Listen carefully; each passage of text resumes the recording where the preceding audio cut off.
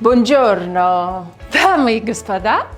Сегодня у нас итальянская тематика, потому что мы готовим потрясающее блюдо, которое называется конкилеони с рикоттой и шпинаты. Конкилеони, еле научилась выговаривать. Это на самом деле такие большие ракушки, которые в Италии в основном используют для фарширования любой начинкой. Это может быть и мясо, и рикотта, но сегодня я решила, что близится весна, и мы будем, наверное, что-то делать понежнее. Пожалуйста, ставьте лайки и подписывайтесь на мой канал. Конкилеони, фаршированные рикоттой и шпинатом, конечно, включают в себя рикотту и шпинат. Также нам потребуется лимон, сыр пармезан, сливки, масло, соль, перец, яйцо и чеснок. Это потрясающее блюдо для семейного обеда, а также если вы приглашаете в гости своих друзей. Это блюдо может быть объединять. Оно очень яркое, потому что для основы мы будем использовать томатный соус. Я расскажу, как томатный соус готовят итальянские бабушки. Меня этому соусу научил мой руководитель в кулинарной школе, итальянец. А также вообще будем говорить про очень вкусную еду и горячую жажду желания. По этому поводу я сегодня одела вот такой наряд. Представим, что я итальянка, и здесь у меня сердце. Оно бьется с благодарностью к вам. Для этого блюда нам потребуется полувареная паста, поэтому я вскипятила водичку. Конечно же, я добавлю соли, щедрую горсть. Итальянцы говорят, что вода должна быть такая соленая, как морская. И несколько ракушек. Я положу полпачки. В случае останется, чем не хватит. Пока паста наша готовится, готовить я ее буду 8-10 минут, мы посмотрим, она должна быть аль денте. После этого я ее буду охлаждать, и мы ее будем начинять. Оставим пасту в покое, а тем временем я приготовлю шпинат. Шпинат у меня сегодня замороженный. Вы можете взять и свежий, но, честно говоря, я предпочитаю замороженный, потому что он выращен в солнечном, красивом месте, и выращивается он, как правило, на земле, не на гидропонике.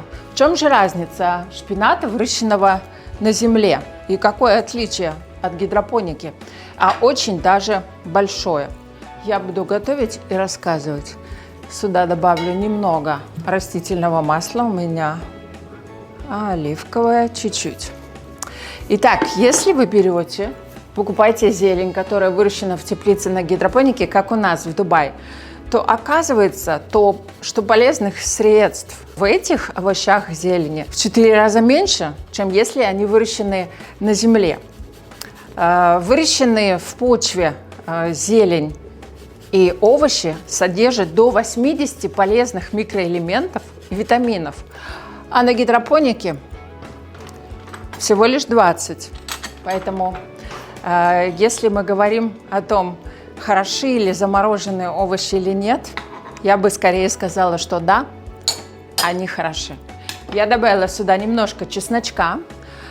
Шпинат я выложила прямо в пакете на верхнюю полку холодильника за ночь. И теперь он у меня растаял. Я его отжала прямо руками. Вот такая получилась у нас масса. Чеснок запрыгнул. Шпинат мы будем обжаривать с чесноком. Почему? Потому что у нас шпинат не имеет вкуса. Соответственно, нам нужно его насыщать вкусом. Пока у нас чесночок нагревается, вот он уже начал понемножечку шкварчать. Я его натерла на очень маленькой, на очень тонкой терочке, поэтому есть риск, что он у нас подгорит. Вот все, он уже зашкварчал. Я выкладываю сюда шпинат. Пропорции смотрите сами. Здесь важно, чтобы вам все нравилось. Я, наверное, выложу вот так половину шпината. И дам шпинату немножечко протушиться. Шпинат я отжала, чтобы он у нас немножко протушился и приобрел вкус чеснока. Самое главное, чтобы чеснок не подгорел, потому что если чеснок подгорит, нам придется начинать все заново. Подгорелый чеснок имеет очень горький вкус, совершенно не подходит. Сейчас в этой миске я буду делать наполнитель для нашей красивой ажурной пасты, для наших ракушечек. Я использую сыр рикотта, здесь у меня 250 грамм. Я использую его весь. Если у вас видна жидкость сверху, просто слейте ее, иногда она бывает. Прекрасный сыр, обожаю рикотту. Итальянцы очень часто используют рикотту для фарширования блинчиков, для фарширования пасты. Шпинат готов. Сейчас я его выложу в небольшую тарелочку и дам остыть. Прежде чем соединить с рикоттой, чтобы он не растопил рикотту. Это очень важно. Пока шпинат у нас остывает, а паста готовится, мы приготовим томатный соус. Для томатного соуса примерно та же последовательность действий. Нам нужно будет небольшое количество растительного масла. Вы можете использовать и сливочное или топленое. И чесночок, который даст нам вкус, я думаю, достаточно. Томаты свежие имеют не такой яркий вкус, как томаты из пачки. Я использую вот эти томаты.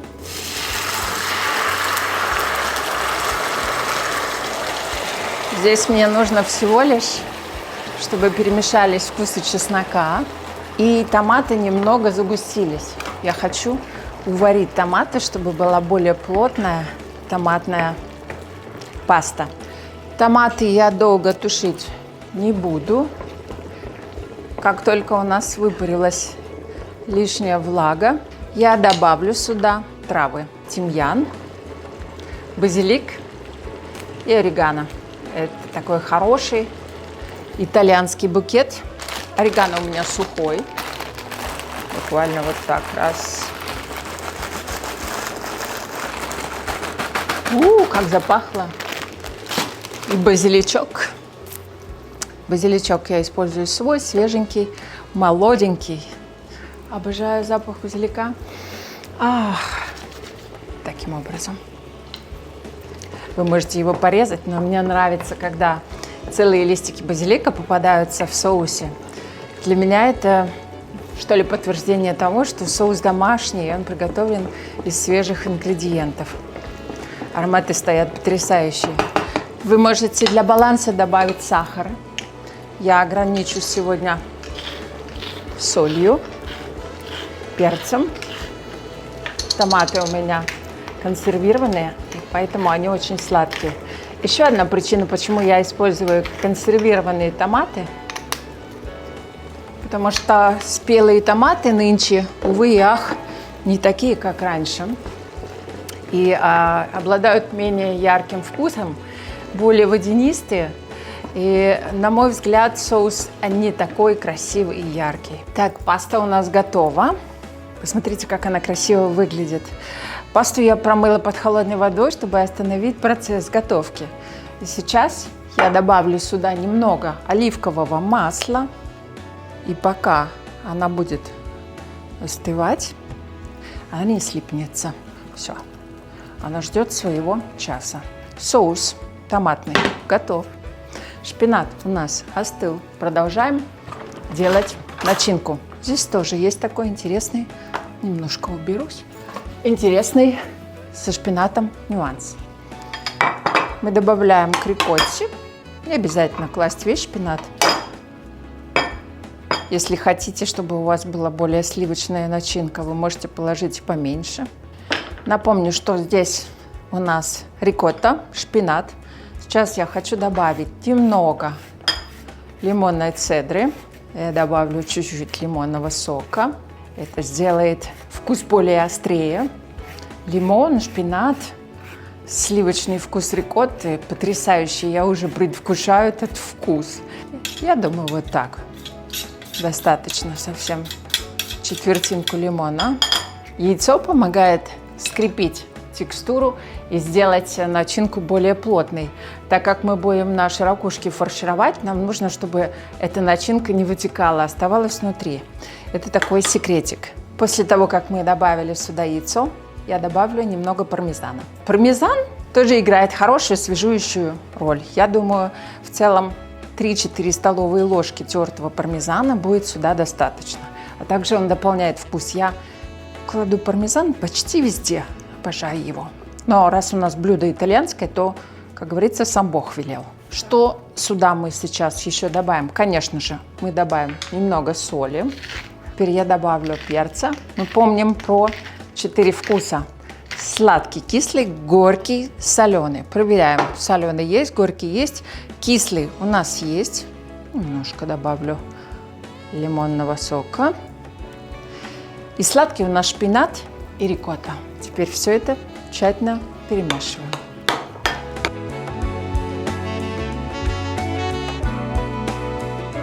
Запекать наше блюдо мы будем в духовке, и я буду использовать эту форму. Дальше все просто. Наша паста и соус. На дно формы я положила немного соуса, примерно половину, чуть больше. Это у нас будет постель, подушка для нашей пасты. Теперь паста, которая уже остыла, посмотрите, она у нас тверденькая. И за время выпечки она у нас доготовится. Мы нафаршировали все ракушечки, очень красиво выглядит уже. И я выкладываю оставшийся соус между ракушками, заполняя частицы. Соус позволит во время кипения доготовить наши ракушки, немножко загустеет. Кстати, томаты при длительном приготовлении приобретают сладкий вкус. Поэтому, если у вас томаты кислые, вам хочется сладковатый соус, протушите их побольше. Итальянцы готовят свою пассату до 6-8 часов. И это прекрасная традиция, которую я очень люблю. Представляете, вся семья собирается чистить томаты от семян и от кожицы, режет их, и бабушка, старшая в семье, тушит эти томаты для всей семьи. Потом они разливаются по баночкам, и все несут к себе домой. Сегодня роль бабушки играю я. Продолжаем готовить наше волшебное итальянское блюдо. Конечно же, я добавлю сюда снова пармезан. Пармезан растает и даст красивую корочку. Почти готово. Финальный вариант. У меня здесь сухие прованские травы. Обожаю, обожаю. Очень много орегано. И я добавляю сухарики. И сверху я немножко присыпаю сухариками.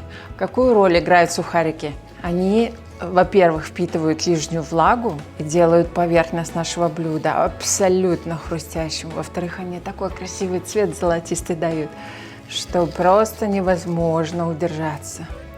А травы, которые здесь у нас в сухариках, раскроются при приготовлении. Будет такой шлейф, на который прибегут все ваши соседи. Теперь наше блюдо готово, чтобы отправляться в духовку на 20-25 минут.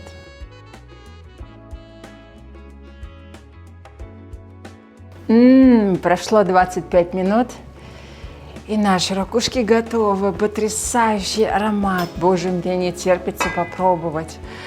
Здесь шкварчит соус, томатный соус хорошо подрумянился по краям, а наша начинка заметно потвердела.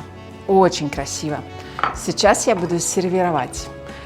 Пасту я выложу в глубокую тарелку, потому что именно так делают итальянцы. Сверху я непременно добавлю еще сыра.